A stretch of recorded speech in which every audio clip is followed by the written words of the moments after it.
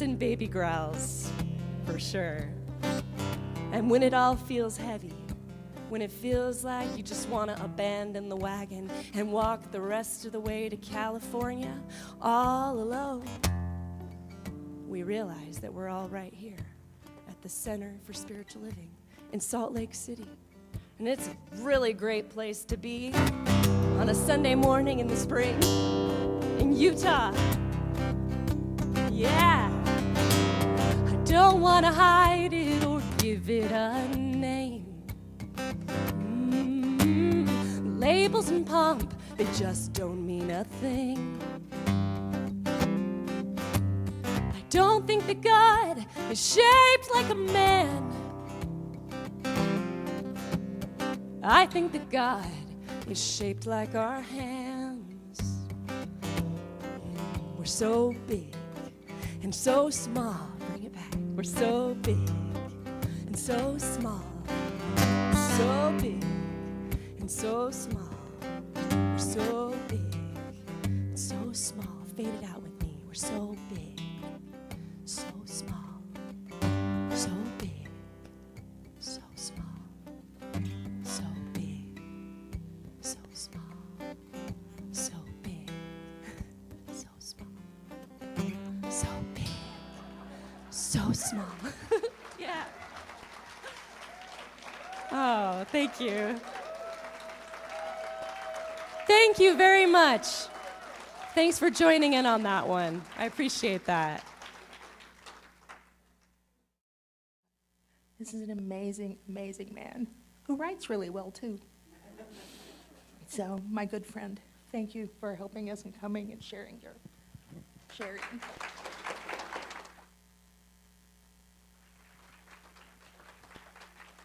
Thank you. Thank you, Liz.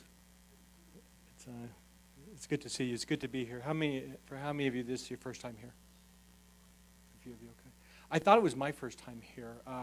Raj informed me I was here 22 years ago. Yeah, he has a better memory than I do. You were and you saw me. I was just starting. That was 35 books ago.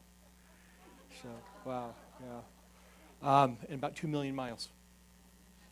Yeah, so it's kind of all a blur by now. But on one of those trips, I was on book tours in Atlanta, Georgia, and usually I go in town and I do the morning news, and you know the early morning news, like 6 a.m. Does anyone actually watch that?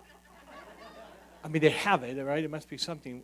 Anyway, to do these morning news shows, you have to get up really early, because you have to be in the studio by 6. So if you're a woman, you have to be up by 4. If you're me, 10 to 6. And I get to this studio in Atlanta, and we're met by the show's producer. I'm with my publicist, and we're met by the show's producer who informs me I'm not on the show today. There's been a mistake. I'm on the show tomorrow. And my publicist just goes ballistic. It's like, what good's tomorrow? He has a book signing tonight in downtown, and it's like it's not going to do any good tomorrow. And these women get in a fight. There's nothing like 2 women fighting at 6 in the morning. And finally I said, look, she goes, we have no space. Every segment's taken. And I said, look, if there's no space, there's no space. I'll make you a deal. I do have time tomorrow morning before I fly out. If you will mention my book signing on your news, I'll come back tomorrow and do your show. So they agree to the compromise. So the next day I come back, and I'm sitting there. I'm about to go on air, and the guy comes over and puts on one of those lapel mics. And while he's doing it, he said, do you want to know, did you know that you were, wait, he goes, do you want to know why you were bumped yesterday? I said, bumped? I wasn't bumped. There's a scheduling mix-up. He goes, no, you were bumped. He goes, do you want to know for whom? I said, I guess. He said, we had a woman on the show who was Elvis's pedicurist. And she brought a jar of Elvis's toenails. I said, you bumped me for a jar of Elvis's toenails? He goes, yep, have a good show.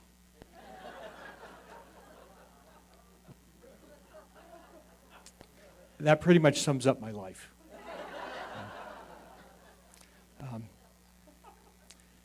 As I travel around, I've met thousands and thousands and thousands of people. I've spoken to audiences as large as 8,000 people at a time. And it always kills me when someone comes up and it's like, you don't remember me? I was in the audience like 6 years ago. It's like, but I've come to two conclusions. I've come to the conclusion that, first of all, people are generally good. The second conclusion is that most people live far below their potential for joy and accomplishment.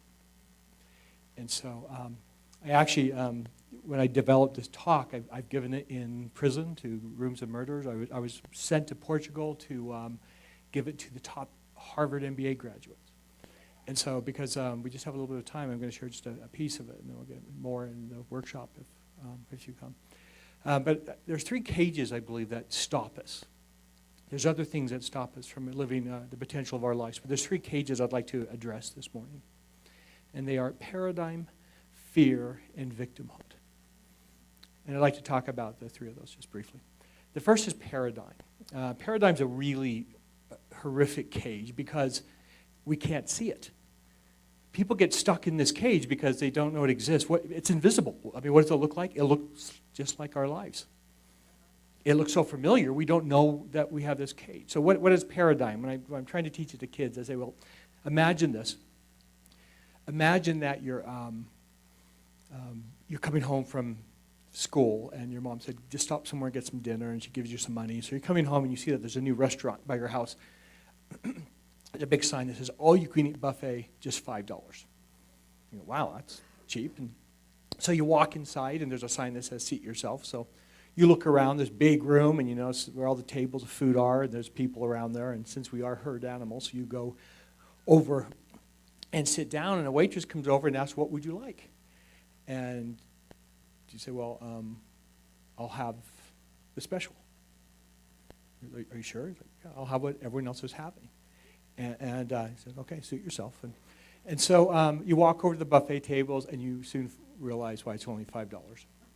Okay, because it's looking pretty dank, and you're kind of picking through what you think you might build a stomach, and you come down, you sit down and eat. It's like, wow, you get what you pay for.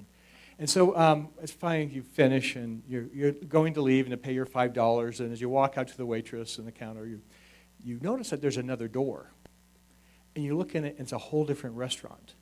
It's smaller, but it's beautiful.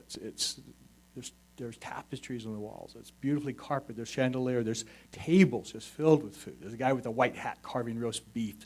Ladies at the table just have chocolate.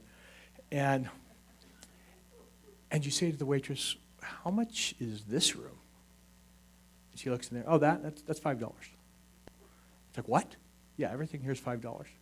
She said, why didn't you tell me about this room? She said, because you told me you wanted what everyone else was having. Okay, that's exactly how we live our lives. That's the cage of paradigm. I always love it when I'm like in New York, I'm in a studio or something, and there'll be someone from Evanston, Wyoming. Yeah. It's like, how did you get here? And the truth is they saw past the paradigm of where they are. And I'll go more into it later, but the greatest tool for doing that is creativity. Never forget that creativity that success is determined more by creativity than circumstance. Remember that. Success is determined more by creativity than circumstance. It's the people that can see beyond. And we all know people who live in incredibly privileged surroundings and do nothing and stagnate and live lives that are very small when they have so many opportunities available to them. So that's the first cage. The second cage is fear. And fear's an interesting gift because there's purposes for fear, but what's happened is just we've expanded it. What are we really afraid of? What we're really afraid of is pain, right? On some level, all fear is based in pain. I mean, seriously, no one fears hot chocolate, right? Unless you're gonna throw it on someone, but yeah, this is really hot, right? Yeah.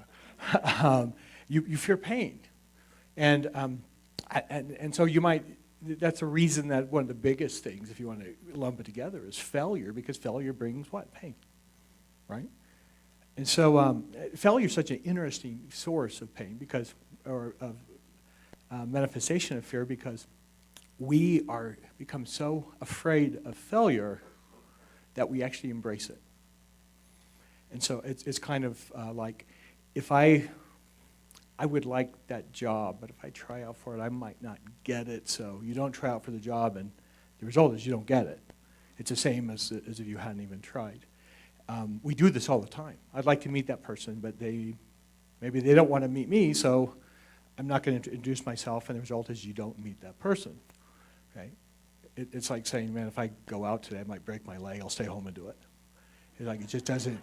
And so we actually embrace the thing we're afraid of. And I learned this lesson about how to not do that from a young woman named Heather Jennings, who went to Common High School. Heather, you probably don't know her. She's not famous. She kind of is now, because I've told this story all over the world. But Heather, it was the most beautiful girl in 9th grade at Bonneville Junior High. The first time I saw Heather was like a religious experience, totally connecting with the divine. She walked onto the bus, and there was like angels singing, and I sat there and looked at her, and I said, "Who is that?" And the guy next to me goes, "Oh, don't even think about it. She is so out of your league, man." I was like, "I know," but I could dream about it. And he said, "That's Heather Jennings. She just moved into the school." And so I could dream about her. I was always a really big dreamer. So all summer long, I dreamt of Heather Jennings. What would it be like to have a girlfriend like Heather Jennings? Well, high school begins, and my sophomore year, and I go and I sit in my third period class. I'm sitting there on a bank of empty chairs. So suddenly into the room walks Heather Jennings. And she looks around, she crosses the room, and she sits down in the seat next to mine. I mean, how could you say there is no God, really? Of course, I'm absolutely terrified. I mean, seriously, this is Heather Jennings, so I can't even speak. And it takes about 3 days before I actually introduce myself. And I learned something about Heather, is that she was not just beautiful on the outside, she was beautiful on the inside. And so that's when I got this really wacky idea that I was going to ask her to the homecoming dance. Now, that's back in the days when you could do that without a helicopter. Right? Yeah. I mean, you just have to ask, but it's not that easy because the helicopter is easier because you're at a distance, right? No, it's like they say, it's like never criticize someone until you've walked a mile in their shoes, because that's because you're a mile away and you have their shoes, so they can't do anything about you, right? It's like the helicopter is easier because you have to look in their face and say, and actually maybe get rejected. And so every day I would sit there and wait until the class would be over, and it's like, I'd turn to her and go, "Heather?" And she goes, "Yeah."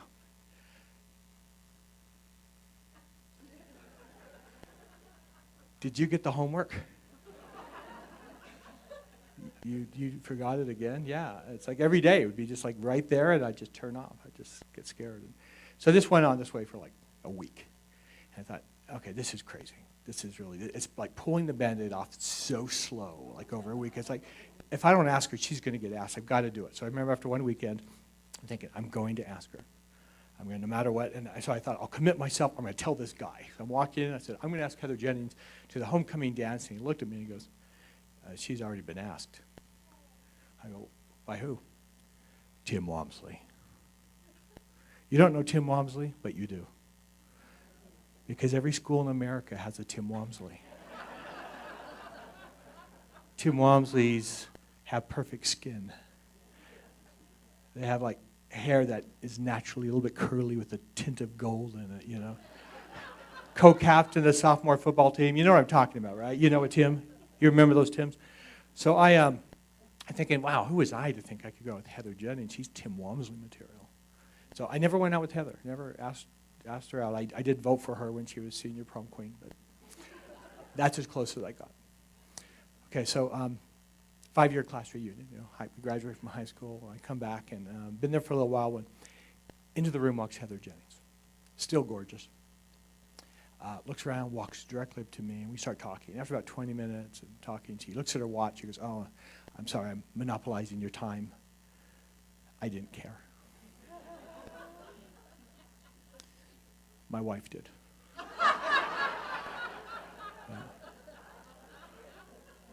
So I said, Heather, it's really good to see you. She goes, Rick, it's really good to see you. And she turns and starts to walk away. She stops and she looks at me. She goes, may I ask you something? I go, of course. She goes, you probably don't remember, but we sat next to each other our sophomore year. She goes, why didn't you ever ask me out? I had the biggest crush on you. I used to buy clothes, new clothes just for you, hoping you'd notice me. And I'm thinking, someone just shoot me now, really. I mean, just... Look, everything I wanted in my life at that time was right there. And I didn't get it because, why? I was listening to fear. The greatest shackles of our lives, that we wear in our lives, come from our own fears, are made and forged by our own fears. I've learned to fail big, which I've talked about in the workshop, but I'm really good at failure. I've had some huge failures. It's awesome.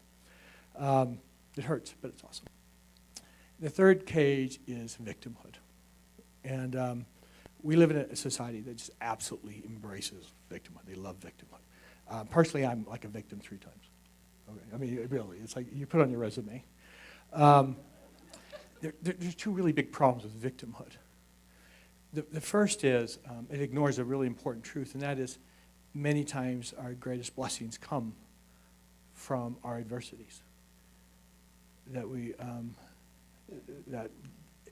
the greatest gifts in our lives come wrapped in adversity. So why would you, excuse me, that's the second one.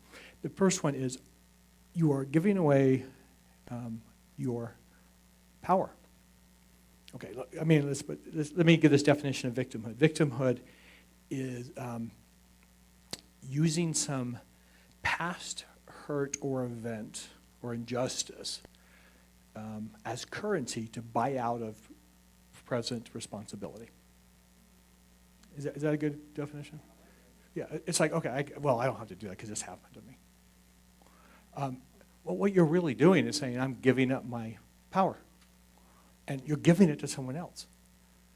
She hurt me, therefore I can't do this. Why is this a good thing? Why would you give up your power? What else do you have? You know, it's actually a horrible cage. And yet people like celebrate it.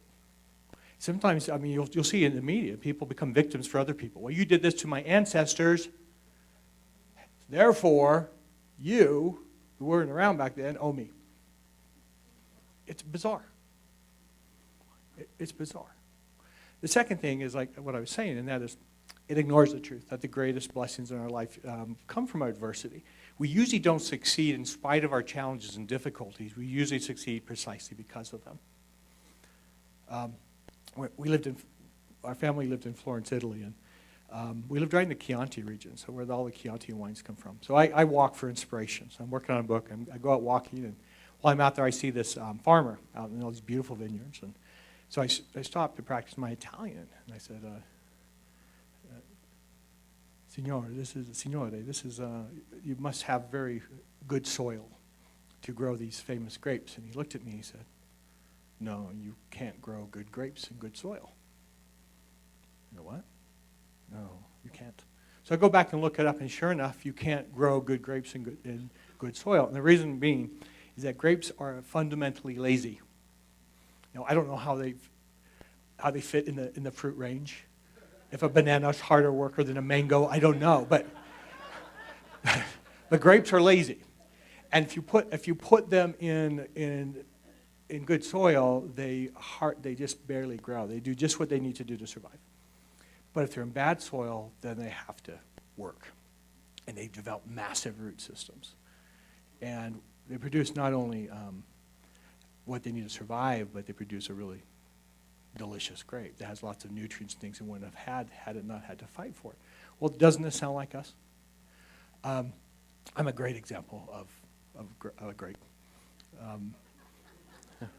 When I was 40 years old, I was diagnosed with Tourette syndrome.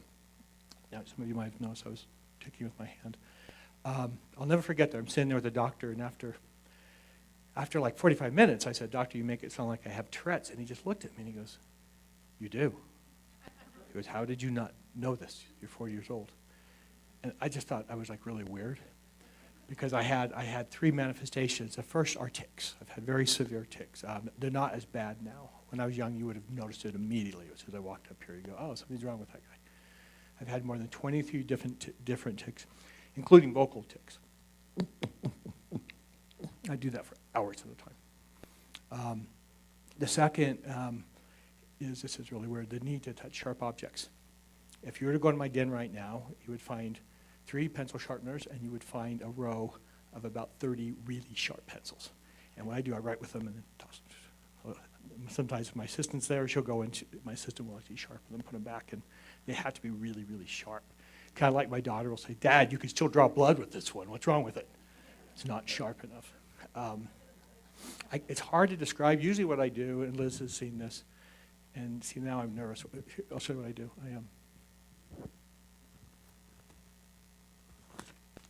My wife actually saves crisp dollar bills. And see, now that I have this, I feel comforted. See what I do? I can actually fold these. I can actually do it in my pocket even. I can actually fold it into a really sharp corner. Do you want to come up and feel this?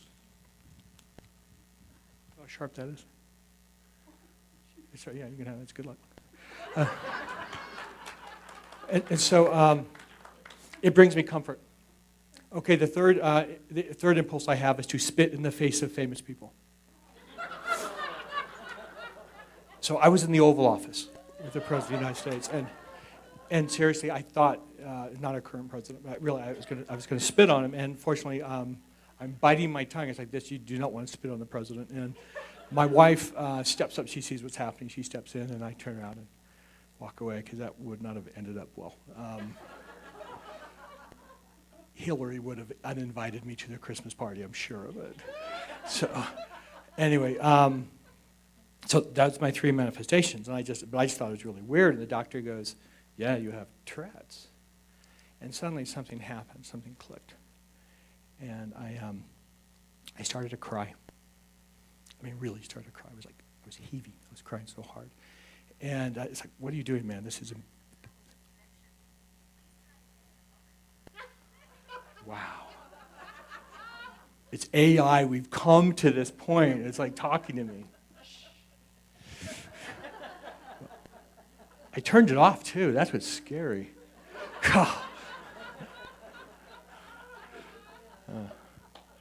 Where was I? Before I was really interrupted. Okay. So, yeah, I started to cry. I was heaving. I'm just so embarrassed. Like, come on, man, you're 40 years old. This is embarrassing. Stop. And I couldn't. Why am I crying? I have a great life. Life's good. And all of a sudden I realized I wasn't crying for me. That something deep inside was crying for that little boy who used to sit alone at lunch every day. You know, because he was going like this. No one wants to sit next to someone going like that and making noises. I was crying for that little boy who used to walk home alone. We built robots so he could have friends. You know, I was crying for that little boy who, when he moved to Utah, got off a school bus after one of the kids had called him a freak, and the whole bus surrounded him to see what he would do next. And so I just wept for that little boy. And this doctor, this very wise doctor, just let me cry. And after a few moments, he goes, "Richard, Tourette syndrome is a gift." It's like, this is a gift. I mean, you do not want to be on this man's Christmas list, really. This is his idea of a gift. And I said, he said, "Richard, do you know why I'm seeing you today?" And I said, "I made an appointment." He goes, "I don't take appointments. I'm actually one of the top Tourette's research specialists in the country. I stepped in because a colleague of mine told me they suspected you had Tourette syndrome. And I wanted to come in to see if I could help you after what you did for me." I said, "I've never met you. What did I do for you?" He goes, "More than you can possibly imagine." He said, 3 years ago, we lost our only child. And as horrific as that was, I soon realized I was going to lose my wife too, as she became deeper and deeper in depression. And here I'm a doctor, and I can't do anything. My colleagues can't do anything. And I'm waiting for her to take her life. And then one day I came home, and she was up, and she smiled at me. I said, "Honey, what happened?" And she said, everything's going to be okay. He goes, what happened? She said, I just read this book called The Christmas Box. We're going to see our daughter again. It's going to be okay. He said, Richard, I spend my days with kids with Tourette syndrome. I see the suffering they go through. I see the mocking, the teasing, the loneliness. I see little boys that are 9 years old who want to kill themselves. But Richard, no one could reach my wife in her darkest place, but you did, because you have been there. And she knew your words and she trusted you. There's a reason millions of people around the world follow you. It's because they trust you. They trust that you know their hearts and their hurts. You are not Richard Paul Evans in spite of your Tourette syndrome. You're Richard Paul Evans because of your Tourette syndrome. And as I think back on what that doctor said more than 10 years ago, I have become so grateful for my Tourette syndrome. I'm grateful every time I see a kid come to my book signing with a tic. I'm grateful for all those autistic kids who come because I wrote a book about Tourette's called Michael Vey. And autistic kids all around the world come because they love Michael. I'm so grateful for these challenges. It doesn't mean that you want to get back in line for them, right? But I've come to appreciate the value and the wisdom of God in giving me these challenges and to come through them. It does, I hope this is of some value of you today. This is a very interesting congregation. It's a very interesting energy. And Mindy, that was a really beautiful sermon you gave. Thank you. But it's I appreciate that you allow me to be here. I love my sister-in-law. You're still my sister-in-law. And I just hope for divine love and guidance in your lives. Thank you and God bless.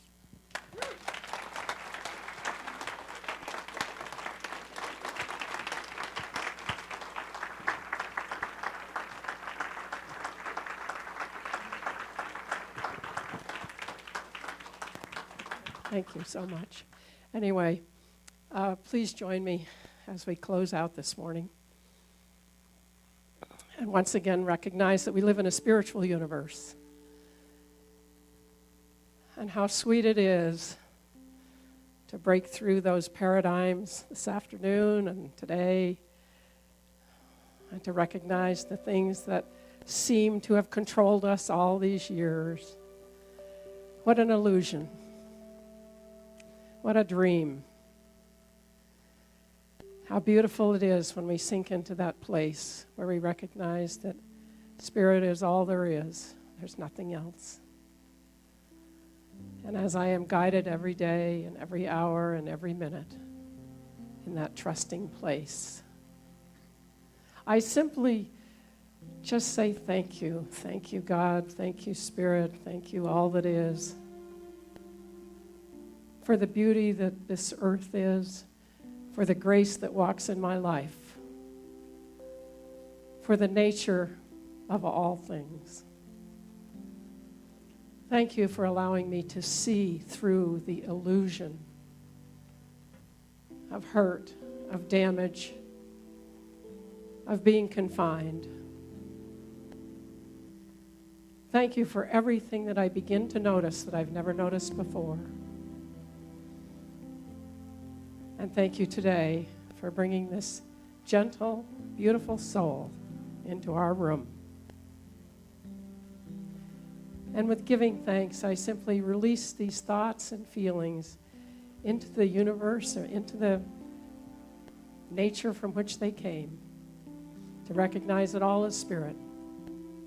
And I walk gracefully this week.